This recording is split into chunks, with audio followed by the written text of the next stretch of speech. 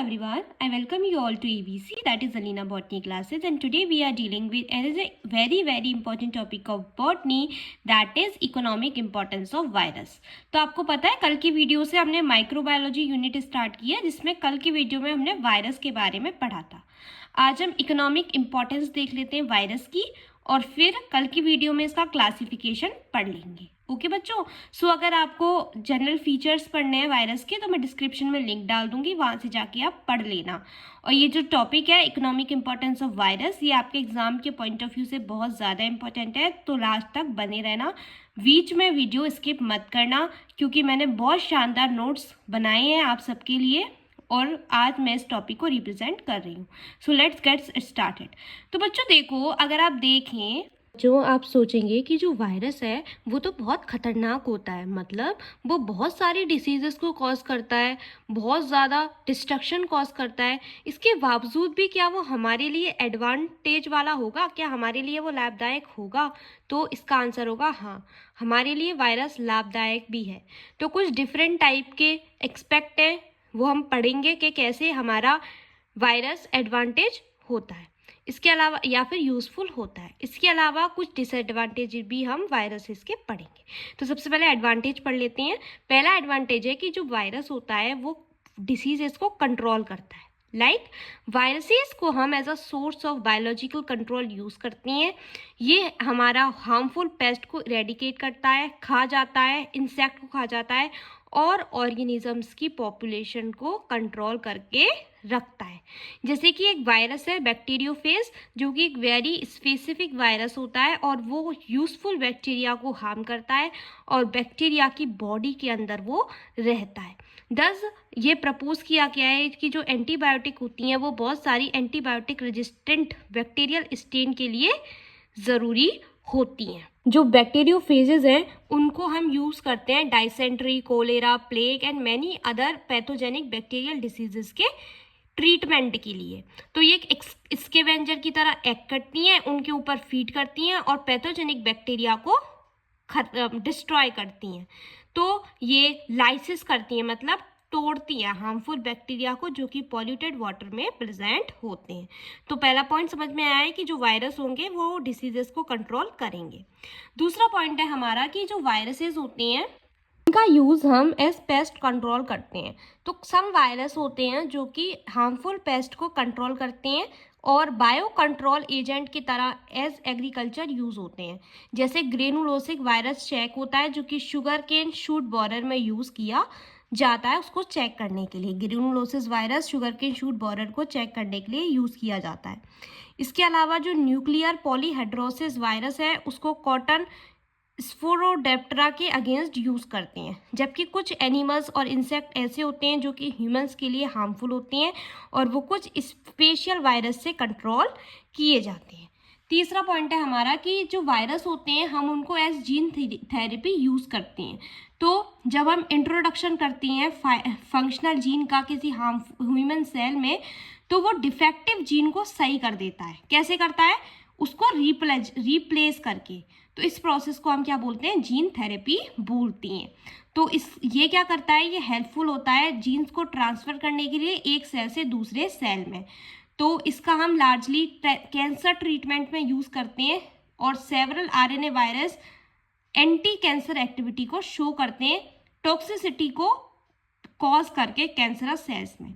आपको पता है कि कैंसर में क्या होता है कि जो हमारी सेल्स होती है बॉडी की वो डिफेक्टिव हो जाती है। तो जीन थेरेपी में क्या होता है कि जो हार्मफुल सेल है उसको, जो हार्मफुल सेल नहीं है, जो कि यूजफुल सेल है, नॉर्मल सेल है, उससे रिप्लेस कर देंगे। इस प्रोसेस को ही हम जीन थेरेपी बोलते हैं। सो वायरसेस को हम एज अ जीन थेरेपी भी यूज़ कर सकते हैं। तो वायरसेस को हम सीरा और वैक्सीन्स बनाने के लिए भी यूज़ करते हैं जो कि बहुत सारी डिसीजेस के कंट्रोल के लिए या उनके अगेंस्ट यूज़ की जाती हैं। जैसे पोलियो हो गया और रेबीज़ की जो वैक्सीन्स हैं उसको बनाने के लिए हम वायरसेस का यूज़ करते हैं। सो डिसीजेस को हम कंट्रोल कर सकते हैं by penetrating using dead organisms. Okay, और उनकी बॉडी से या तो वायरस की बॉडी से यूज़ करेंगे या डेड वायरस को यूज़ करेंगे या ह्यूमन बॉडी के पार्ट को यूज़ करेंगे एज वैक्सीन। तो एडवर्ड जेनर, जिन्होंने सबसे पहले वैक्सीन का प्रोडक्शन किया था 1796 में, उन्होंने काउ पॉक्स वायरस का यूज़ किया था और स्मॉल पॉक्स वायरस को कंट्रोल करने के लिए उन्होंने यूज़ किया था। आ गई बात समझ में? अब 5वां पॉइंट है हमारा कि हम वायरसेस को एज साइंटिफिक रिसर्च यूज़ करती हैं। तो जो वायरस होते हैं उनको लैब में यूज़ करती हैं और वो हमारा सिंपलेस्ट लिविंग मॉडल होता है वायरस, ठीक है। रिसर्च में, जेनेटिक्स की रिसर्च में वायरस का मोस्टली हम एज अ वेक्टर्स यूज़ करते हैं, जैसे कि बैक्टीरियोफेज हो गया, लैम्डा फेजेस हो गया और M13 फेजेस हो गए। इसके अलावा जो जेनेटिक मटेरियल का ट्रांजैक्शन होता है उसमें भी वायरस हेल्पफुल होता है। तो इनके पोटेंशियल यूज़ होते हैं रिकॉम्बिनेंट DNA टेक्नोलॉजी और रिसर्च में। आगे बात समझ में? तो हम वायरस का एज अ साइंटिफिक रिसर्च भी यूज़ कर रहे हैं।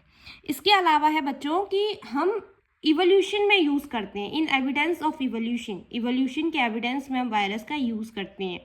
So virus play a vital role to acquire knowledge about the trend of evolution. तो जो वायरस है, जैसा कि आपको पता है कि वो लिविंग ऑर्गेनिजम्स और नॉन लिविंग ऑर्गेनिजम्स के बीच की लिंक है। तो वायरस क्या करता है, एक इम्पॉर्टेंट रोल प्ले करता है कि कैसे इवोल्यूशन हुआ है लिविंग से नॉन लिविंग ऑर्गेनिजम्स के बीच में। आई बात समझ में? तो virus is the evidence of evolution. Okay,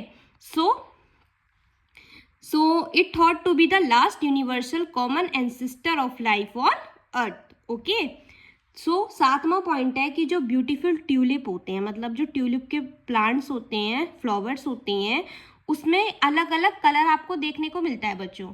तो वो जो डिफरेंट कलर है ट्यूलिप का, वो भी वायरस की ही वजह से होता है।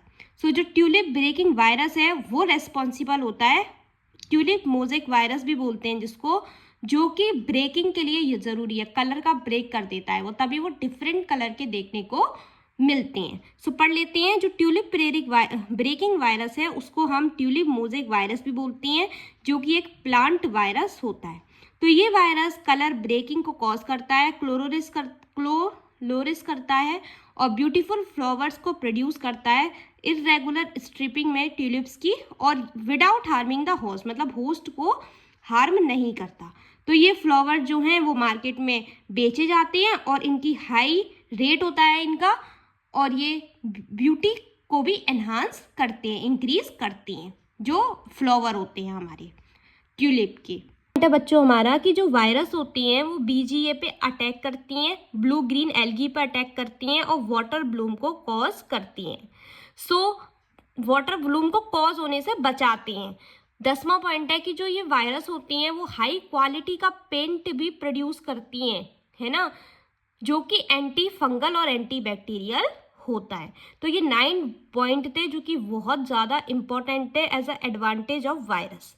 आपको अच्छे से समझ में आया होगा बच्चों, आई होप। सो अब हम पढ़ लेते हैं disadvantage of virus.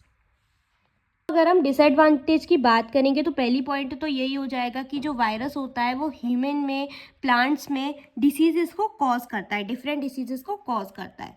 Like chicken pox virus जो कि वेरिकेला जोस्टर वायरस से कॉज होता है, स्मॉल पॉक्स जो कि वेरियोला वायरस से कॉज होता है, येलो फीवर जो कि फ्लेवी वायरस से कॉज होता है, ads acquired immuno deficiency syndrome जो कि HIV से कॉज होता है, जिसको ह्यूमन इम्यूनो डिफिशिएंसी वायरस बोलते हैं। डेंगू फीवर जो कि डेंगू वायरस से कॉज होता है, पोलियो फीवर जो कि पोलियो वायरस से कॉज होता है, हेपेटाइटिस जो कि virus A, B, C, D and E से कॉज होता है। इसके अलावा कोविड-19 पैंडेमिक, ओके, जो कि SARS-CoV-2 से कॉज होता है, severe acute respiratory syndrome corona virus 2 से कॉज होता है। तो ये कुछ डिसीजेस थी जो कि ह्यूमंस में कॉज होती हैं। Let's talk about the diseases which are caused in plants by viruses. Like जो टबैको मोज़ेक डिसीज है, जो कि मोज़ेक डिसीज इन टबैको से कॉज होती है। येलो वीन ऑफ भिंडी जो कि yellow vein mosaic of bhindi virus से कॉज होती है। येलो मोज़ेक बीन जो कि BCNV से कॉज होती है। पोटैटो मोज़ेक जो डिसीज है जो कि पोटैटो ZYSAM से कॉज होती है। Yellow leaf curl of tomato जो कि TYLCV से कॉज होती है। कॉलीफ्लावर मोज़ेक वायरस जो कि कॉलीफ्लावर मोज़ेक वायरस से कॉज होती है। तो ये कुछ डिसीजेस थी जो कि प्लांट्स में कॉज होती हैं और कुछ डिसीजेस थी जो कि एनिमल्स को जो कि ह्यूमंस को डिसीज कॉज करवाती हैं, वायरस। सो वायरस को एज अ पैथोजन भी हम यूज़ करते हैं। तो ये हमारा डिसएडवांटेज हो गया वायरस का। तो कुछ वायरस बच्चों ऐसे होते हैं जो कि प्लेंटी ऑफ बैक्टीरिया को डिस्ट्रॉय कर देती हैं, जो कि हमारे लिए बहुत ज़्यादा ज़रूरी हैं। तो तीसरा डिसएडवांटेज हो जाएगा कि virus lost the friendly bacteria. Okay, so कुछ वायरस जो होते हैं वो प्लेंटी ऑफ बैक्टीरिया को डिस्ट्रॉय करती हैं, जो कि ह्यूमंस के लिए ज़रूरी हैं। जैसे बैक्टीरियोफेज जो कि ह्यूज लॉस होता है pharmaceutical antibiotics and dairy production. तो बच्चों देखो, जो बैक्टीरियोफेज है वो एक वायरस है, वो एक वायरस है जो कि बैक्टीरिया को खा जाता है। तो उसका हम यूज़ करते हैं as a industry and dairy production में। तो वो जो होता है वो हमारे जो यूज़फुल बैक्टीरिया होते हैं उनको खा जाता है। ठीक है, जैसे हमारा होता है उसमें हम यूज़ करते हैं कर्ड बनाने के लिए यूज़ करते हैं लैक्टोबैसिलस, उसको खा सकता है वो। तो डिफरेंट वायरसेस जो होते हैं वो डिफरेंट बैक्टीरिया को खा जाते हैं और लॉस करते हैं फ्रेंडली बैक्टीरिया का। सो लास्ट पॉइंट है बच्चों हमारा, virus as a biological weapon. So virus जो होते हैं वो डिस्ट्रक्टिव इन्फ्लुएंस शो करते हैं ह्यूमन सोसाइटीज़ पे।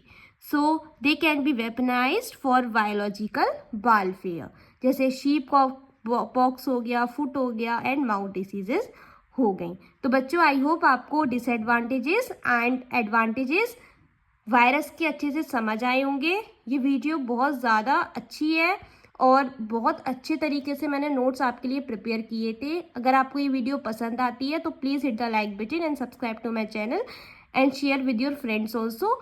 और प्लीज़ अगर कोई टॉपिक समझ नहीं आया है इस यूनिट में तो आप प्लीज़ कमेंट कर देना, मुझे बता देना, मैं आपको समझाने की कोशिश करूँगी। तब तक के लिए bye bye, have a nice day and all the best for your examinations.